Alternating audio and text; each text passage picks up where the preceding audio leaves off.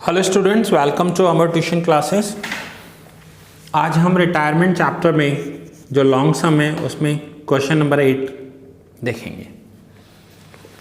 सो आइए देखते हैं क्वेश्चन नंबर 8 में क्या दिया हुआ है।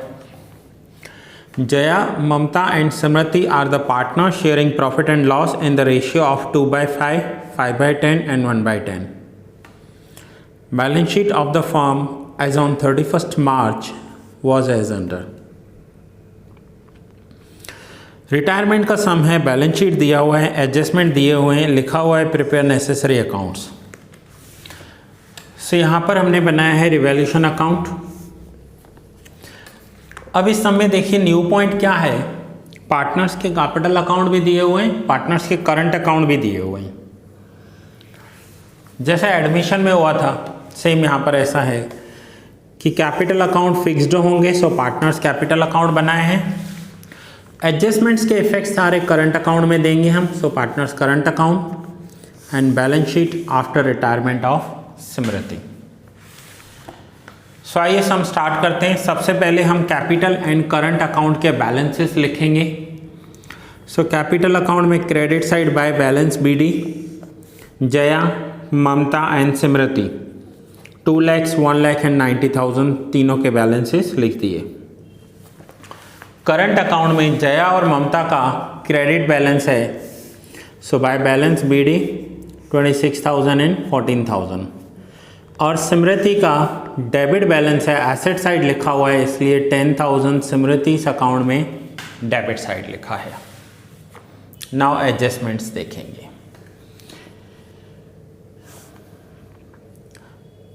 स्मृति retired on 1st April. At the time of retirement, partners decided that first, 4,000 is outstanding for rent payable. 4,000 rent पे करना बाकी है। सो यहाँ पर आपको पता है डेबिट में क्या आता है, एसेट्स माइनस एंड लाइबिलिटीज़ अगर प्लस हो रही हैं तो, और क्रेडिट साइड आता है assets plus and liabilities minus. Now outstanding rent पे करना बाकी है, लाइबिलिटी है, इंक्रीज हो गई, रिवैल्यूएशन में डेबिट, और दूसरा इफेक्ट बैलेंस शीट में लाइबिलिटी। ये सेम है जो आप फाइनल अकाउंट में करके आए हो। आउटस्टैंडिंग एक्सपेंस हो तो P&L डेबिट करते हैं और बैलेंस शीट में लाइबिलिटी दिखाते हैं। रिवैल्यूएशन अकाउंट क्या है, ये profit and loss adjustment account जैसा इफेक्ट होता है यहाँ पर। Next, interest on investment is receivable 2,500। पैसा मिलना बाकी है, इंटरेस्ट मिलना बाकी है, तो एक तो हमारे लिए एसेट्स हैं, रिसीवेबल इंटरेस्ट ऑन इन्वेस्टमेंट, और दूसरा इफेक्ट बैलेंस शीट में एसेट्स में receivable interest on investment 2,500। Third adjustment, investment to be sold for 35,000। Investment 35,000 में सेल कर दिया है। सो पैसा आया, cash account debit to investment account entry होगी। सो यहाँ कैश और बैंक अकाउंट और कोई एंट्री है नहीं, बैंक पे बैलेंस भी नहीं है, इसलिए जो पैसा आया बैंक में आया और यहाँ पर इन्वेस्टमेंट की जगह कैश हो गया हमारा 35,000। Goodwill of the firm is valued at 2 lakhs। ये न्यू वैल्यू ऑफ गुडविल दिया हुआ है। ओल्ड वैल्यू ऑफ गुडविल ऊपर बैलेंस शीट में देखो दी हुई है 30,000, न्यू वैल्यू नीचे दी हुई है 2 lakhs। And Jaya and Mamata will share future profit in the ratio of 1:1। Now पहले हम वर्किंग नोट्स करेंगे। Old goodwill 30,000 is written off between old partners in their old ratio. Old ratio 4:5:1 कैसे आया ये देखिए, 2/5, 5/10, 1/10। अब सबके डिनोमिनेटर्स इक्वल करने होते हैं, तो यहाँ पर डिनोमिनेटर 10 करने के लिए हमें न्यूमरेटर और डिनोमिनेटर दोनों को 2 से मल्टीप्लाई करना पड़ेगा। सो 2 × 2 4, 2 × 5 10, सो 4:5:1 न्यू ओल्ड रेशियो हुआ। न्यू रेशियो इक्वल दिया हुआ है। नाउ गेन क्या होगा, so new share minus old share, so gaining of Jaya 1/10 और गेन ऑफ ममता 0। सो ममता का गेन 0 आया है, that means all gain goes to Jaya. पूरा का पूरा गेन किसके पास गया है? जया के पास। स्मृति रिटायर हो रही है, स्मृति का पूरा शेयर जया को गेन हुआ है, ममता का गेन जो है वो 0 आया है। So now goodwill receivable by Smriti कितना होगा? 2 लाख का 1/10, answer is 20,000। Amount of goodwill of Smriti will be paid by Jaya. Jaya pay करेगी पूरा का पूरा, क्यों? Because gain of Mamata is 0, Mamata का गेन 0 है। सो जया पे करेगी तो जयास करंट अकाउंट डेबिट 20,000 तो स्मृति करंट अकाउंट 20,000। स्मृति के करंट अकाउंट में क्रेडिट कर देंगे, जया के करंट अकाउंट में डेबिट कर देंगे।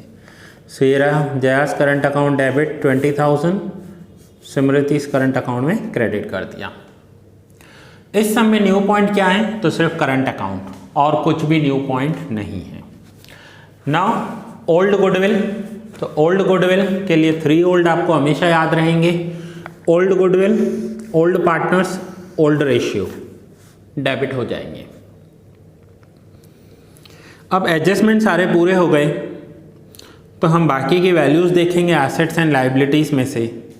जिनका कोई एडजस्टमेंट नहीं था उसे सेम वैल्यू पर रखेंगे। सो आइए देखते हैं। बिल्डिंग 282, मशीनरी 145, कोई एडजस्टमेंट नहीं था इसलिए सेम वैल्यू पे रख रहे हैं। इन्वेस्टमेंट सेल हो गया, स्टॉक 20,000, डेटर्स 50,000, लोन टू स्मृति, स्मृति को लोन दिया हुआ है 30,000 का। सो ये अब स्मृति तो रिटायर हो रही है तो स्मृति के करंट अकाउंट में डेबिट कर देंगे to Smriti loan account. Current account हो गया। नाउ लाइबिलिटी साइड देखें। Creditors 90,000, general reserve, general reserve जो ओल्ड पार्टनर्स हैं वो अपने ओल्ड रेशियो में डिस्ट्रीब्यूट करेंगे, क्योंकि ये पास्ट ईयर का प्रॉफिट है 451, 28,000, 35,000, 7,000 तीनों पार्टनर्स को क्रेडिट कर दिया। कैपिटल एंड करंट अकाउंट हो गए हैं। Bad debt reserve 10,000 balance sheet में लाइबिलिटी साइड। सो यहाँ पर हमारे एडजस्टमेंट्स भी हो गए और यहाँ पर हमारे जो बैलेंस शीट के पॉइंट्स थे वो भी हो गए।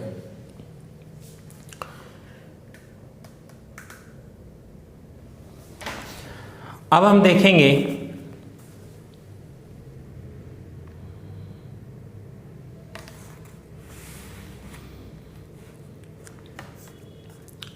रिवैल्यूएशन अकाउंट को क्लोज करना है हमें। यहाँ पर देखिए एक इन्वेस्टमेंट का पॉइंट था, investment to be sold 35,000, investment 35,000 में सेल किया था। इन्वेस्टमेंट का वैल्यू था 33,000। सो 33,000 के इन्वेस्टमेंट्स 35,000 में सेल हुए थे, 2,000 का प्रॉफिट हुआ था। ये प्रॉफिट यहाँ पर क्रेडिट करेंगे और बैंक में 35,000 रुपीज़ हमारे पूरे यहाँ पर आएंगे। नाउ रिवैल्यूएशन अकाउंट को क्लोज करते हैं। क्रेडिट साइड टोटल है 4,500, डिफरेंस आया 500, ये डिफरेंस प्रॉफिट है और इस प्रॉफिट को इनके ओल्ड रेशियो 451 में इनके करंट अकाउंट में क्रेडिट कर देंगे। सो प्रॉफिट यहाँ पर हमने लिखा टू करंट अकाउंट। अभी तक हम लिखते थे कैपिटल अकाउंट, ये पहला सम है जहाँ पर हम लिख रहे हैं करंट अकाउंट और करंट अकाउंट में क्रेडिट करेंगे by revaluation account profit 200, 250 and 50। अब हम करंट अकाउंट क्लोज करेंगे। सबसे पहले स्मृति का करंट अकाउंट क्लोज करेंगे। डेबिट साइड टोटल ज़्यादा है, क्रेडिट साइड टोटल कम है। सो 43,000, डिफरेंस आया 15,950। यहाँ पर आप सर्कल कर दोगे या क्वेश्चन मार्क कर दोगे, दैट मीन्स बैलेंसिंग फिगर है ये। ये 15,950 स्मृति अब पार्टनर तो रही नहीं, तो उसका करंट अकाउंट क्लोज कर देंगे और ट्रांसफ़र कर देंगे कैपिटल अकाउंट में। 15,950 कैपिटल में लिखेंगे टू करंट अकाउंट। जया और ममता का क्लोज करेंगे। उनका जो बैलेंसिंग फिगर है, क्रेडिट साइड टोटल ज़्यादा है, दैट मीन्स क्रेडिट बैलेंस है ये। सो जया का करंट अकाउंट 22,200 एंड ममता का current account 34,250, total 56,450। Now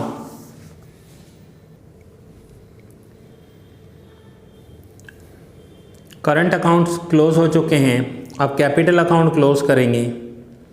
so capital account में स्मृति जो है वो पार्टनर रिटायर हो रही है, अब उसका कैपिटल अकाउंट भी रखने की ज़रूरत नहीं।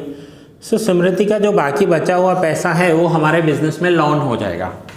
सो स्मृति का जो बैलेंस आ रहा है 74,050, वो बैलेंस शीट में एज अ लाइबिलिटी लिखेंगे 74,050।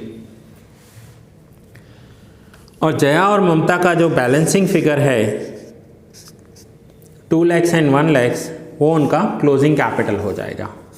तो ये रहा जया और ममता का क्लोजिंग कैपिटल। स्मृति अब रिटायर हो गई, उसका करंट अकाउंट रखने की भी ज़रूरत नहीं, कैपिटल अकाउंट रखने की भी ज़रूरत नहीं। सो स्मृति का पूरा जो बैलेंस बचा वो हमने लॉन अकाउंट रख दिया and finally balance sheet tally हो जाएगा। सो स्टूडेंट्स, ये हमने आज क्वेश्चन नंबर 8 सॉल्व किया है। आप नोट डाउन कर लो, ये फर्स्ट पेज है, revaluation account and partners current account, capital account. यहाँ पर आपको बैलेंस शीट दी हुई है, balance sheet after retirement of Smriti.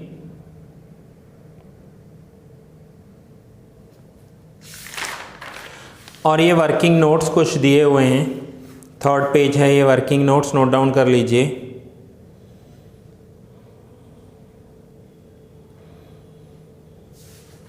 और ये फोर्थ पेज है वर्किंग नोट्स का। सो दैट्स इट स्टूडेंट्स, ये लेक्चर यहाँ ही पूरा हुआ। हमने क्वेश्चन नंबर 8 कंप्लीट किया। नेक्स्ट लेक्चर में मिलते हैं नेक्स्ट क्वेश्चन के साथ।